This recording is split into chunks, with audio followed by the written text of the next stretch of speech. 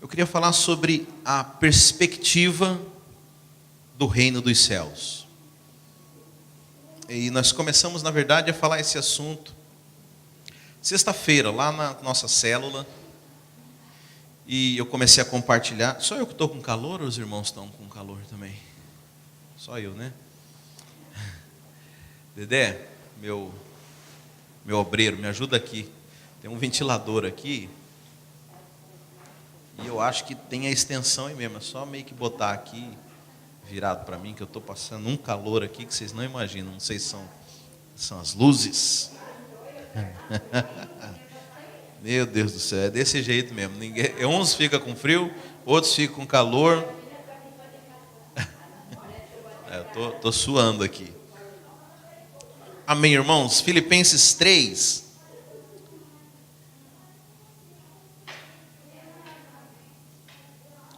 A partir do verso 4. Então, como eu disse, esse assunto nós havíamos começado a falar. Dedé, eu acho que aqui já tem uma extensão que é ligada naquelas tomadas atrás das cadeiras. Bem, amém. Eu vou parar de interferir no que você está fazendo. Nós começamos a falar na cela a respeito de perspectivas, né? E interessante que todas as coisas dependem da nossa perspectiva. Então, você veja, hoje é um dia chuvoso, hoje é um dia que talvez foi mais difícil de você levantar da sua cama para estar aqui nessa manhã. Mas se você veio aqui é porque tem um motivo. Olha que eu não sabia de nada que ia acontecer para trazer essa palavra. E talvez essa palavra seja até mais para quem não esteja aqui. Mas por outro lado, a Bíblia fala que aquele que já tem, Deus vai dar mais ainda. Então, se você tem encargo, eu imagino que não precisa pôr tão perto. Pode botar mais um. Aí, obrigado, Dedé. Deus te abençoe. Talvez então, se você tenha já o encargo pela obra e por estar aqui, talvez nessa manhã o Senhor esteja querendo acrescentar algo mais na sua vida. Porque a Bíblia diz que aquele que tem, mais lhe será acrescentado. Então as coisas de Deus são assim: quanto mais você tem, mais o Senhor lhe dá. Quanto mais você procura, mais o Senhor tem para você. Sabe, nós estávamos conversando nessa última encontro que nós tivemos, né, na sexta-feira. Nós estávamos falando a respeito de perspectiva. Como que a perspectiva nossa, ela influencia no resultado das nossas vidas, né? E eu me lembro que uma vez eu estava discipulando a vida de um líder, e esse líder estava cuidando de outras pessoas, e uma delas era um garoto que esse líder estava cuidando, né? E esse líder veio me procurar, e eu falei: escuta, mas por que aquele rapaz não apareceu aquele dia no que você marcou na igreja? E ele falou: ele disse que não pôde ir porque ele tinha que ir na academia. Você sabe que a academia não tem hora marcada, né? A academia você vai a hora que você quer, quando quer. Esse é até um problema para mim. Mas ele falou assim: porque ele ainda não sabe eleger prioridades na vida dele. Eu falei: não, ele sabe muito bem eleger prioridades. E a igreja não é uma prioridade para ele. Ele entendeu que a academia era mais importante do que a igreja naquele momento, seja lá as razões dele. Mas o fato é que nós não podemos julgar essas pessoas, porque eu creio que todos nós talvez já vivemos esse tipo de dilema, de valores, de prioridades. E eu digo mais para você, ainda há um nível de prioridade talvez, e eu quando olho para a vida de alguns mártires, alguém como o apóstolo Paulo, que escreveu esse texto que nós vamos ler aqui, eu vejo que parece que as coisas de Deus tinham uma prioridade maior ainda na vida dele, ao ponto dele entregar o próprio corpo dele para sofrer todas as coisas e passar por todas as provações que ele passou. Um homem que não tinha problema de disposição, de energia, de todas as coisas. E como eu falei, há sempre uma medida maior. Eu creio que eu tenho uma medida, mas poderia ser muito mais. Claro, né, como pastor eu tenho que comparecer em todos os eventos da igreja, mas talvez eu pudesse acordar 1 hora mais cedo todos os dias para orar. Ou se eu já faço isso, talvez eu pudesse acordar 2 horas mais cedo, na madrugada, para poder orar. Então, sempre há uma medida de comprometimento, de compromisso, de algo a mais que você pode fazer pelas coisas de Deus. E como eu falei, veja, não veja isso como acusação, porque é muito claro para mim que se você está aqui, você é alguém que tem compromisso e tem encargo com a obra de Deus. Mas como eu falei, às vezes o Senhor vai te dar mais ainda nessa manhã. Sabe? E eu entendo que a chave de tudo isso, irmãos, é a questão da perspectiva. O que é isso? Bem, eu estava testemunhando a respeito da minha vida, que o dia que eu entendi de uma forma muito clara o que representava o reino dos céus e o que representava essa vida, algumas coisas deixaram de fazer sentido na minha vida. Algumas coisas que eu corri atrás, alguns objetivos que eu tinha, alguns propósitos de vida deixaram de fazer sentido para mim. E tudo isso mudou por causa de uma perspectiva que mudou. Eu sei que a nossa vontade, a nossa carne, e principalmente a religião, ela quer que você mude de fora para dentro. Mas na verdade a verdadeira mudança ela é de dentro para fora. Quando você muda a sua perspectiva, quando você muda a sua escala de valores, você vai acabar refletindo isso, né? Ontem aqui no curso, ou foi na célula, minha cabeça já está misturando tudo. Mas nós usamos, alguém falou o exemplo de uma mulher que, por exemplo, se veste de uma forma inapropriada. Acho que foi na célula. E de repente ela passa a frequentar uma igreja, passa a se tornar uma religiosa, e por conta disso ela muda as suas roupas. Então veja, isso pode ser algo de fato genuíno, mas pode ser simplesmente algo exterior. Por exemplo, ela pode ter mudado a roupa porque alguém chegou para ela e falou: bem, você é crente, agora você tem que se vestir com as roupas de crente. Você sabe que tem roupa de crente, né? Com roupa de crente. No Brasil tem mais, irmãos. Inclusive, isso aqui não é roupa para pastor. Então, você agora precisa se vestir com roupa de crente. Bem, ela pode até ser obediente e vestir.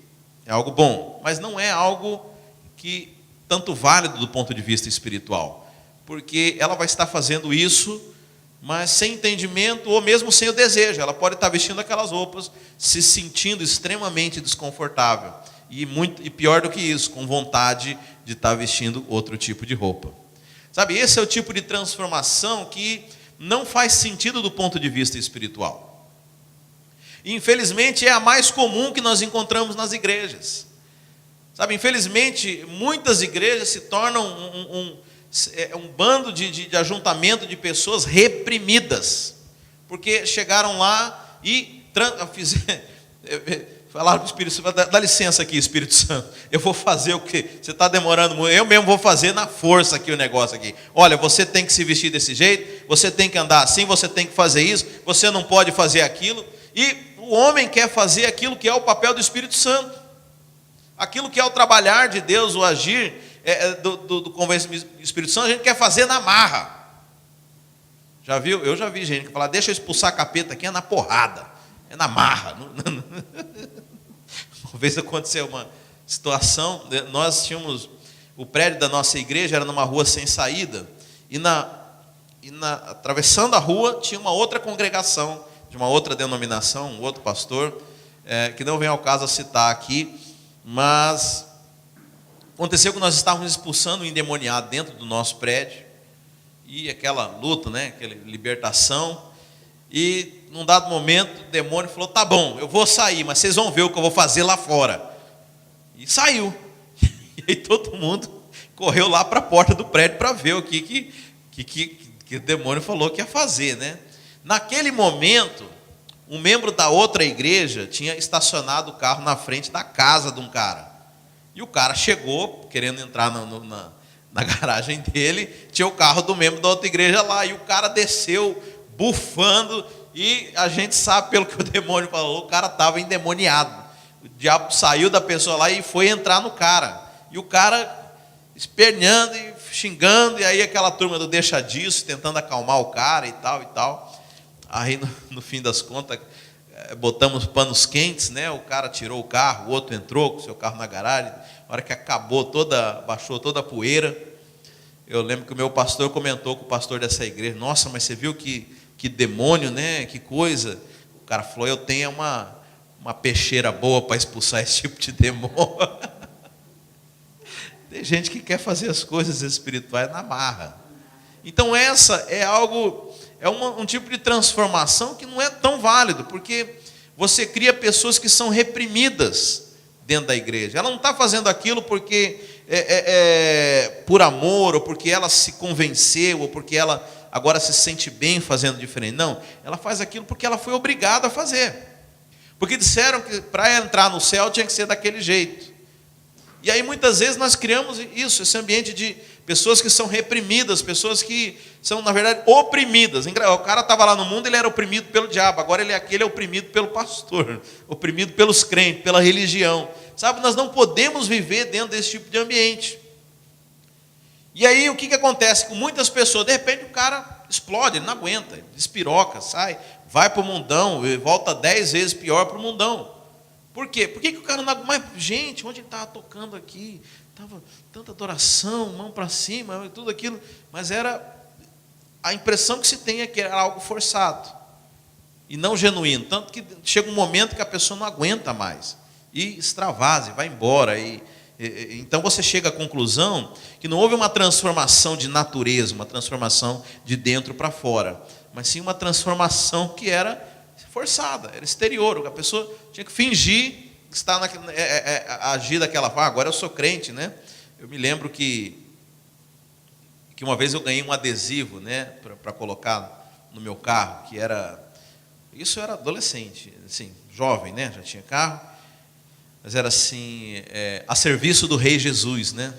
Mas era um cara muito brigão no trânsito, né? Eu fiquei com vergonha de botar o adesivo lá atrás no carro, né? Falei, já sei, eu vou pregar no volante, para eu lembrar que sou crente. Agora é isso que Deus quer que você faça? Sou crente, desculpa. E o tempo inteiro se segurando, se contendo, né? Reprimido. Sabe? Não é essa a verdadeira transformação. O tempo inteiro eu tenho que lembrar que sou crente. Você imagina? Não é assim que funciona. Tem que ser algo da sua natureza. Eu sou homem. Eu vou a um banheiro, eu sei exatamente o banheiro que eu tenho que ir, eu não fico na dúvida. Será que... não, sou homem, preciso ir nesse banheiro. Não tem esse tipo de dúvida, porque é algo que foi colocado dentro de mim, é da minha natureza masculina, não passa esse tipo de esquecimento dentro da minha cabeça, é algo que é natural. E quando nós falamos da transformação verdadeira, o que me chamou a atenção nessa conversa que nós tivemos e que resultou nessa palavra que eu estou compartilhando aqui, é que o que produz de forma mais eficiente a transformação nossa é quando nós mudamos a nossa perspectiva. Eu falei das mudanças que são de fora para dentro. E veja, essas mudanças não são válidas diante de Deus, né? Eu brinco com o irmão. O irmão foi para a igreja, parou de beber. Mas aí ele senta aqui e fica olhando o pastor, ele não vê o pastor, ele vê uma garrafa, de tanta vontade, por irmão estar de beber. Você acha que esse tipo de transformação vale, irmãos? Agora veja, a transformação que ela é de dentro para fora, ela é diferente. Vamos supor que essa mesma irmã que andava com roupas inapropriadas, ela passou a não se sentir bem agindo daquela forma, porque ela percebeu que a maneira dela se vestir despertava lascívia nos homens, e era algo provocativo, né? E ela começou a não se sentir bem com aquilo e resolveu, por si própria, escolher outras roupas. Essa é a verdadeira transformação, não aquela que nós forçamos. E isso se aplica para todas as áreas da nossa vida, né? Quantas vezes a gente quer lutar contra um pecado? Porque veja, nós temos o coração sincero para Deus. Nós temos a vontade de agradar a Deus. Se você não tem, se você comete o pecado e não sente peso nenhum, nós temos que pensar realmente até que ponto você nasceu de novo. Mas eu creio que o crente, quando ele peca, ele é algo constrangedor para ele, mas talvez seja mais forte do que ele. Muitas vezes a nossa tendência é lutar com a nossa força, é lutar na força do nosso braço, é querer fazer as coisas na marra, né? Não, pode deixar que eu vou expulsar isso aí no facão, né? E não é dessa forma. Há uma mudança que é interior. Agora, deixa eu falar, essa mudança interior, ela tem muito a ver com a nossa perspectiva das coisas. Você sabe, o apóstolo Paulo, ele, nas suas cartas que ele escreve, né, e essa é uma delas, mas eu gosto de falar da de Coríntios porque é uma das maiores, né, e era uma congregação um pouco problemática. Mas você vê que Paulo sempre fala que nas orações dele, o que você acha que Paulo mais orava pelas pessoas? Você acha que ele mais orava para as pessoas serem salvas? Você acha que ele mais orava para os irmãos não pecar? Você acha que ele mais orava para o diabo não atacar eles? Do que vocês acham que Paulo mais menciona que ele orava nas suas cartas? A Bíblia diz que ele orava para que eles tivessem espírito de revelação, para que eles tivessem entendimento das coisas, ou seja, para que eles pudessem enxergar aquilo que ele havia enxergado. Porque aquilo que nós enxergamos determina o nosso ponto de vista, né? Quando nós mudamos a nossa perspectiva, quando nós enxergamos algo, isso muda a nossa perspectiva. Então vamos supor que você pensava a respeito dessa vida, que só existia essa vida, né? Que você era ateu, que você acreditava na teoria de Darwin, e você só tem essa vida aqui para viver. Então, você tem uma perspectiva. Eu tenho tantos anos para desfrutar ao máximo dessa vida aqui, porque depois acabou tudo, ok? Agora, e se eu mudasse a sua perspectiva? E se você considerasse que além dessa vida, existe uma outra vida?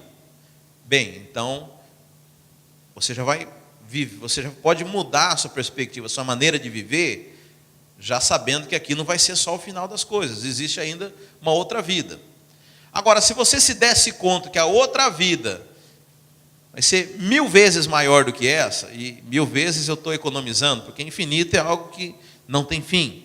Mas vamos supor que fosse 1000 vezes, porque eu preciso te dar um indicador palpável, até para que você consiga imaginar isso. E eu te falo, como é que você iria viver esse tempo aqui?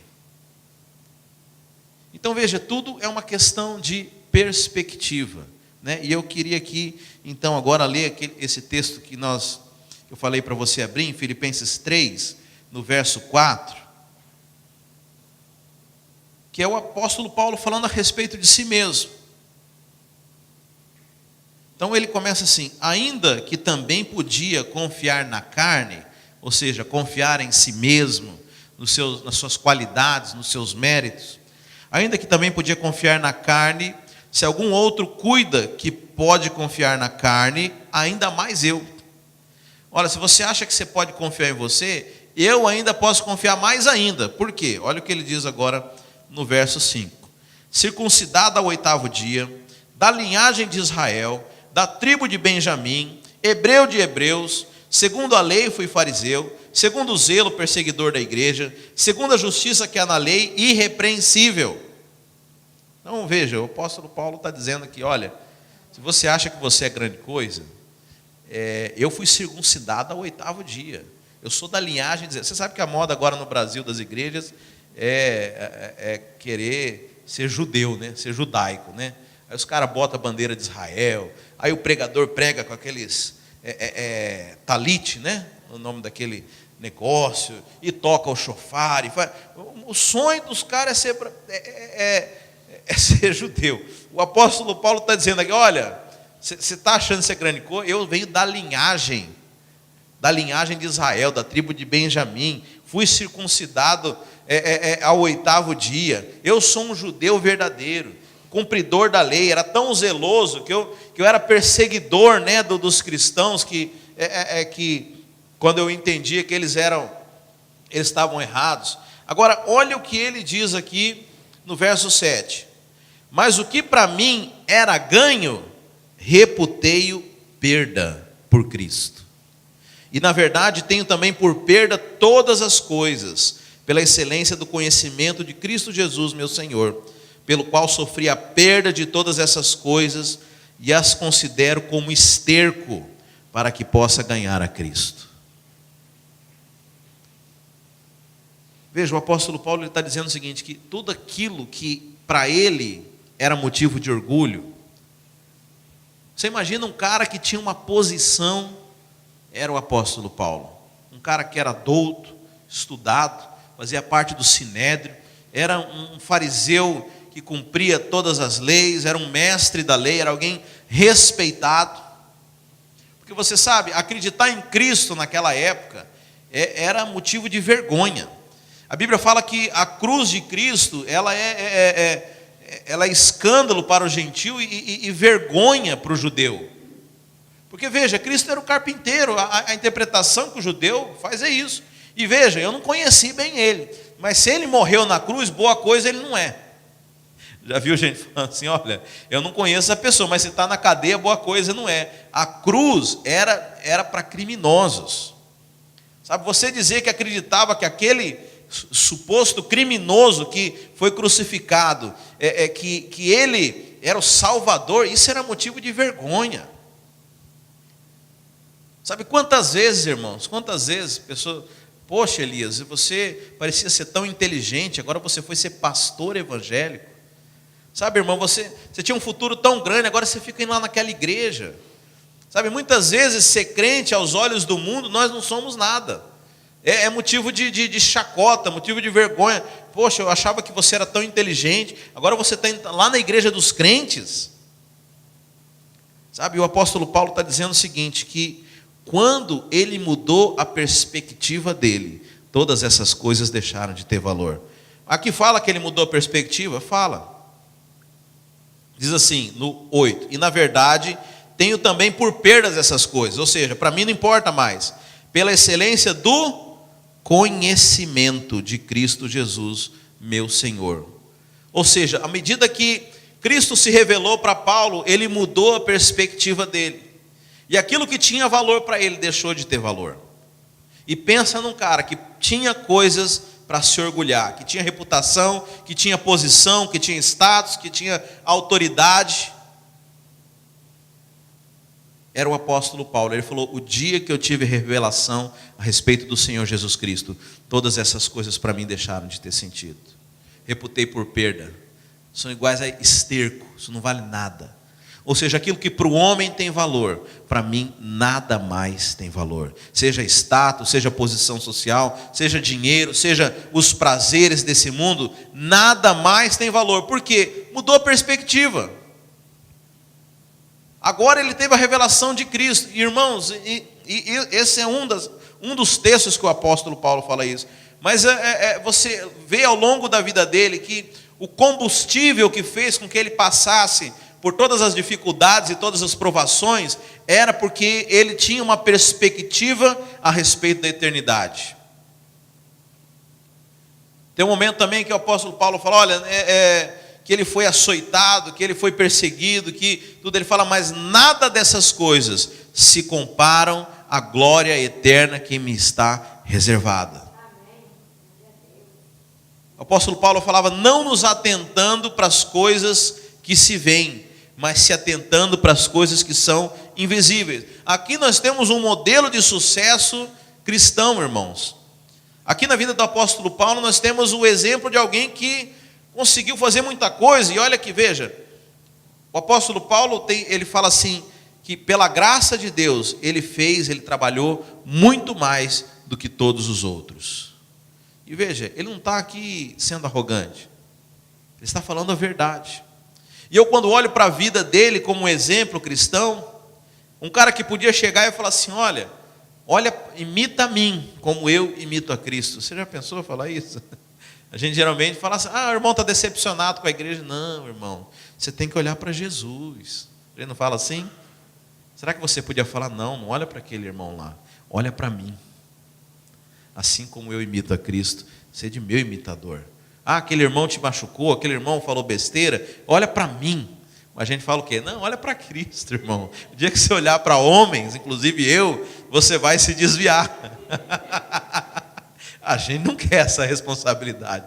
Mas o apóstolo Paulo fala, não, imita a mim. Pensa num cara, irmãos. Agora eu fico pensando, porque veja, se eu falar isso para você, sem mudar a tua perspectiva, sem te dar o combustível que o apóstolo Paulo tinha, eu estou colocando um tremendo peso na sua cabeça.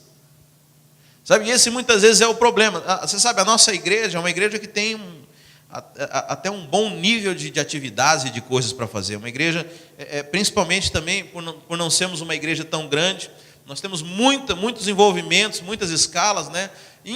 Invariavelmente os irmãos estão envolvidos em muitas coisas ao mesmo tempo. Escala de lanche na cela, escala de limpeza do prédio, escala de kids, escala disso e daquilo. Agora deixa eu falar, se você pegar todas essas coisas e não receber a motivação, a perspectiva correta, eu estou colocando um grande peso sobre você e correndo o risco de te esmagar, de te matar. Por isso eu sinto encargo, irmãos, de falar para você o que havia sobre qual que era o combustível que o apóstolo Paulo tinha, que fazia ele passar por todas essas coisas e não desanimar. Sabe, e o combustível era a perspectiva que ele tinha a respeito das coisas de Deus. Eu contei o testemunho na célula que eu havia me mudado para uma cidade, porque eu havia passado na faculdade de Direito, numa universidade pública, e me mudei para essa cidade para poder estudar. E naquela época, né, os concursos públicos... Obrigado. Os concursos públicos, eles não exigiam nível superior. A maioria deles era nível médio. E saiu um concurso do Tribunal de Justiça, lá no nosso estado, e tinha uma única vaga lá para essa cidade onde eu estava, mas era um cargo assim que ganhava... Deixa eu falar, para um garoto de 18 anos era uma fortuna, irmãos. Eu não sabia como eu ia gastar todo aquele dinheiro todo mês. E eu falei, eu vou fazer esse concurso, eu vou passar. E vou começar a estudar. Eu estudava, fazia faculdade à noite, ficava o dia inteiro trancado dentro de uma casa de 3 peças, como estudante. E comecei a estudar para aquele concurso. E eu estudava horas e horas e horas e horas diárias. E eu lembro que às vezes eu cansava, eu começava a ficar fatigado daquilo, e aí eu começava a imaginar eu gastando aquele dinheiro. E eu comprando carros, e eu morando numa mansão, e eu fazendo viagens, e isso, e aquilo, sabe? E aquilo me motivava. Toda hora que o cansaço batia, eu pensava na recompensa. E você sabe, a Bíblia é tão perfeita que ela nos conhece como seres humanos, e o Senhor, Ele estabeleceu uma recompensa para nós. Sabe, tudo aquilo que o Senhor te pede, você vai ser recompensado. Agora veja, a recompensa não é porque você foi salvo, tá? Deixa eu explicar. Por que a recompensa não é porque você foi salvo? Porque você não fez nada para comprar a sua salvação. A Bíblia fala que a salvação não é por obras, mas ela é um dom, é um presente. Então, você não pode ser recompensado por um presente. Eu vou te dar um presente... E, olha, parabéns que você aceitou meu presente, você é uma pessoa muito boa, porque não, o presente já é um presente, é uma recompensa. Agora, o que passar disso, e eu falo que a salvação é a porta de entrada para um projeto de Deus. Deus colocou, vai dar uma recompensa para nós. Há uma recompensa, né? E aí foi ontem, isso eu lembro, nós estávamos falando a respeito de Mateus 25, que tem a parábola dos talentos. E nessa parábola dos talentos é interessante que ela é uma parábola que trata a respeito de recompensa eterna. Por que ela trata de recompensa eterna? Porque se você olhar, lá, vamos abrir lá Mateus 25? Se você olhar no comecinho do capítulo 25, a parábola está lá no verso 15. Mas olha como é que Jesus começa falando no começo de Mateus 25.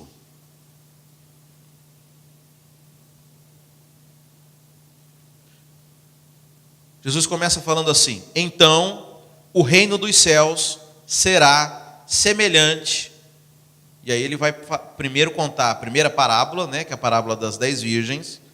E aí lá no verso 14 ele continua: porque isto é também, ou seja, o reino dos céus também é como um homem que... E aí ele vai contar a parábola dos talentos. Vou ler o comecinho aqui.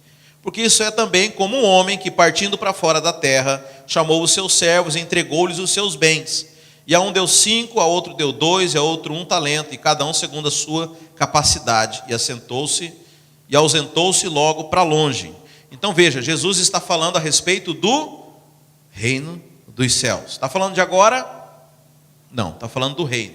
Então ele está explicando para os seus discípulos. É legal que o evangelho de Mateus é um evangelho que foi particularmente dito para os discípulos. A gente chama de evangelho do reino. Então Jesus está contando como é que vão ser as coisas lá no reino. Provavelmente a Bíblia não diz, mas alguém... Senhor, como é que vai ser lá no reino dos céus? E aí ele começa a contar essa parábola aqui. E ele fala assim: é como um senhor que veio, chamou os seus servos, e a um entregou 5, a outro entregou 2, a outro entregou 1 talento, conforme a sua capacidade. Então veja, quem que é esse senhor? Isso as pessoas são unânimes, fala a respeito de Deus. Por que de Deus? Logo a seguinte, a parábola narra que esse senhor, depois de muito tempo, ele retorna para fazer contas com os seus servos. Então veja, que isso indica que nós vamos prestar contas para Deus. E a questão não é se, a questão é quando. Você está me entendendo? Nós vamos prestar contas para Deus. E aí nessa parábola nós temos 3 atitudes. Aquele servo, os 2 primeiros servos que receberam 5 e 2 talentos, fizeram aquilo que era a vontade do seu senhor. E a Bíblia fala que aquele senhor colocou eles, deu ainda o dobro daqueles que eles haviam recebido. E aquele outro, que é o último servo, que a maioria das pessoas usa como enfoque da parábola, diz que ele não fez o que era da vontade do seu senhor e até o que ele tinha foi tomado. E aí, nesse momento que o Senhor chega, é interessante que Jesus fala: agora você entra para o desfrute do seu Senhor. Ou seja, a gente acha que no céu, muitas pessoas acham que no céu vai ser todo mundo igual. Mas aqui está dizendo que não. Aqui está dizendo que no céu vão ter pessoas que vão ter 10 talentos, outras que vão ter 5 e outras que não vão ter nenhum. Ou seja, haverá uma recompensa nos céus, haverão posições no céu. E essa é uma parábola que fala de talento. Talento era uma medida de ouro. Mas tem em outros evangelhos, eu acho, se não me engano, no evangelho de Lucas, a parábola é a respeito de governo, onde um governava sobre 5 cidades, outro governava sobre 2 e outro governava sobre 1. Então veja, no céu haverão posições diferenciadas. E o que vai determinar essas posições? Você, os meus olhos verdes. Não, é o que Jesus, que era mais chegado, que não era. Não, aqui está sendo claro. É aquilo que você está fazendo hoje. É aquilo que você faz hoje, vai determinar o que você vai receber amanhã. Então veja, essa é talvez a perspectiva mais correta que nós deveríamos ter em mente para poder viver nessa terra.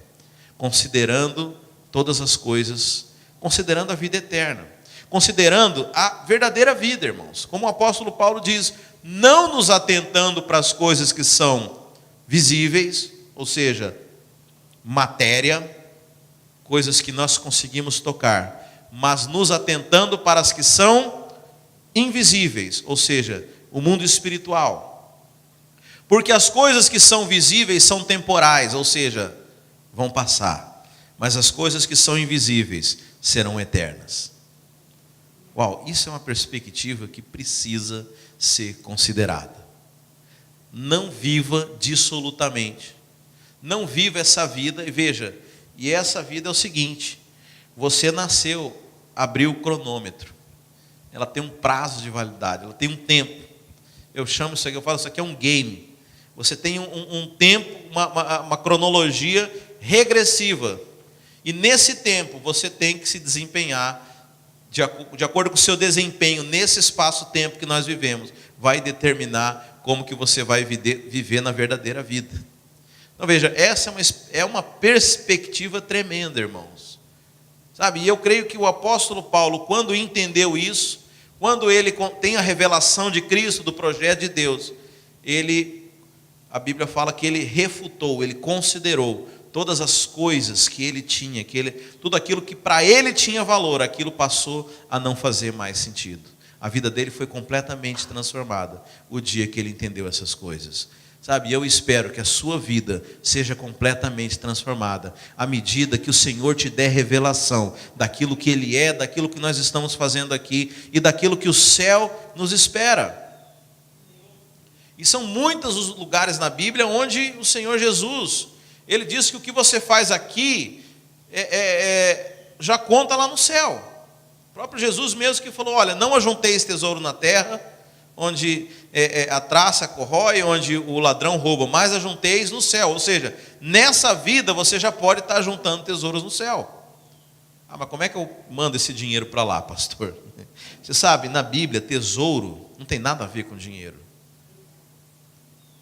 A Bíblia fala que as verdadeiras riquezas são os tesouros espirituais. A Bíblia chama esse tesouro corruptível, chama de riquezas ilícitas. Isso aqui para Deus não vale nada. Então, a Bíblia diz o seguinte, olha, aliás, nessa parábola onde fala das riquezas corruptíveis, fala assim, usa esse dinheiro que não vale nada para você fazer amigos, para que eles te recebam nos portais eternos. Para que, se tem alguma coisa para que vale os nossos bens, as nossas riquezas, é para você conseguir fazer a obra de Deus, é para você poder capitalizar e te proporcionar de fazer a verdadeira obra. Sabe, e eu não estou fazendo apologia da pobreza aqui, irmãos, tá? Eu acho muito importante ter dinheiro, eu acho muito importante você ter boas condições. Te falo para você que se não fosse de recursos que eu consegui juntar, eu não poderia cumprir todo o propósito de Deus na minha vida. Mas esse é o objetivo dos recursos. É você usar essa riqueza que não vale nada para Deus, para transformar ela em riqueza verdadeira, que é do reino. É você usar esse recurso que Deus coloca na sua mão, para que você realmente faça o verdadeiro ouro, que são as riquezas espirituais. Então, a maneira que eu lido com esse dinheiro corruptível é importante? Claro que é, porque ele me permite fazer aquilo que tem valor diante de Deus. Ele me permite ir aos lugares, me permite fazer a obra de Deus. Então, esse é o uso correto. Mas porque eu entendi, eu mudei a minha perspectiva. Sabe, então, nós precisamos viver, irmãos, considerando aquilo que Deus tem para nós. A mesma oração do apóstolo Paulo é o que nós precisamos, espírito de revelação. Precisamos ter revelação a respeito do que é a vida eterna, de que isso que nós estamos vivendo aqui não tem muito valor. Os irmãos que estão acompanhando o nosso propósito de 40 dias, num desses dias eu estava falando que infelizmente a pessoa muitas vezes só se dá conta disso no seu leito de morte. No leito de morte a pessoa realmente começa a ver o que tem valor, E eu falava no áudio, Ninguém no leito de morte fala assim, traga para mim os meus diplomas, traga para mim as minhas medalhas, os meus troféus, para eu me despedir deles. O que a pessoa pede no leito de morte? Traga os meus familiares, traga as minhas pessoas queridas. Traga as pessoas, porque as pessoas são o que importa. Mas ela vai ter esse clique lá no leito de morte, irmãos. Aí não adianta. Aí você não tem mais tempo para valorizar. Mas quantas vezes nós desprezamos as pessoas em busca dessas coisas que aparentemente têm valor, Dessas coisas que são que não têm valor diante de Deus. Sabe, por isso nós precisamos ter revelação para que a nossa perspectiva seja alinhada com as coisas de Deus. Sabe, é isso que vai te dar o combustível para poder fazer a obra de Deus. Como eu falei, o apóstolo Paulo, ele diz que ele fez mais do que todos os outros discípulos, que todos os outros apóstolos. Sabe, e eu entendo porque foi ele quem teve a maior revelação da parte de Cristo. Quanto mais revelação você tem, mais você faz. Quanto mais percepção, quanto mais o Senhor abre os seus olhos, sabe, você tem, interessante que quando eu penso naquilo que o mundo vive, me vem assim, uma embriaguez, sabe, o mundo ele é embriagado com as coisas, com as fantasias, com valores que são errados, e E muitas vezes nós entramos nessa roda do mundo, sabe? Mas quanto mais sóbrios, quanto mais nós entendemos o que é verdadeiramente o mundo, sabe? Menos nós achamos valoroso essas coisas, né? Menos nós vemos graça nessas coisas. Eu me lembro que uma das coisas que o Senhor ensinou para Moisés era que ele devia ele tinha que fazer um sinal diante de Faraó, e ele tinha que pegar uma água, a água do Nilo, do rio Nilo, que o Nilo que representava a vida para o Egito, né? E ele transformava em sangue, sangue representava a morte. E essa é uma lição muito importante de Deus para nós, que aquilo que para o mundo parece ser vida, aquilo que para o mundo é vida, na verdade é morte, né? A Bíblia fala, aquele que não quiser abrir mão da sua vida, ele perderá, mas aquele que deixar a sua vida por amor de mim, Jesus falou, esse verdadeiramente encontrar a sua vida. Isso é perspectiva, isso é para quem teve os olhos abertos, entendeu que aquilo que o mundo vende como vida, como prazer, é na verdade morte. Sabe, por trás de toda aquela euforia, por trás daqueles rostos alegres, daquela curtição toda, existem tragédias, existe morte. Sabe quantas vezes nós olhamos para a vida do ímpio e falava, como eu queria ter essa vida. Não queira ter, não. Não queira ter, porque por trás dessa aparência de vida existe morte. Se não existe Deus, você vai encontrar morte. Você vai encontrar grandes tragédias na vida das pessoas. Sabe, nós desfrutamos da verdadeira vida. Sabe, nós desfrutamos de paz interior. Nós desfrutamos da presença do Espírito de Deus. Nós desfrutamos da comunhão eterna com o Senhor. Sabe, isso é a verdadeira vida. Mas muitas vezes nós ainda somos, ainda temos essa, por falta de alinhar as perspectivas, nós ainda nos pendemos para muitas coisas que são do mundo, coisas que são passageiras, coisas que não têm tanta importância na nossa vida. Sabe, e o combustível que vai permitir que você cumpra todo o propósito na sua vida é a revelação, é quando você alinhar as perspectivas. Sabe, quando você orar para o Senhor, Senhor, abra os meus olhos, dá-me revelação. Sabe, que eu viva todos os dias considerando a verdadeira vida, que é a vida eterna, e não essa vida passageira, esse momento, né? E estava comentando com a Andressa, vindo para cá de carro hoje, de um psicólogo infantil, e ele estava dizendo o seguinte, que os testes de QI, eles podem até determinar um tipo de inteligência, né, inteligência matemática de uma criança, mas eles são insuficientes para poder dizer qual dessas crianças vai ser bem-sucedida na vida. Então, no experimento, na análise que ele fez, ele pegou crianças que tinham um QI altíssimo, mas que na vida adulta não foram bem-sucedidas. Elas foram até determinado ponto, mas continuaram levando uma vida mediana, apesar do seu destaque de inteligência na infância, né? E ele fez um teste, ele desenvolveu um teste que ele chamou de teste do marshmallow. Um nome tão bobo, um teste que eu achei uma coisa tão inteligente. E ele pegava as crianças, né, para fazer esse teste, e ele falava o seguinte, olha, eu vou te entregar um marshmallow por dia, ou por hora, não lembro exatamente qual que era o experimento.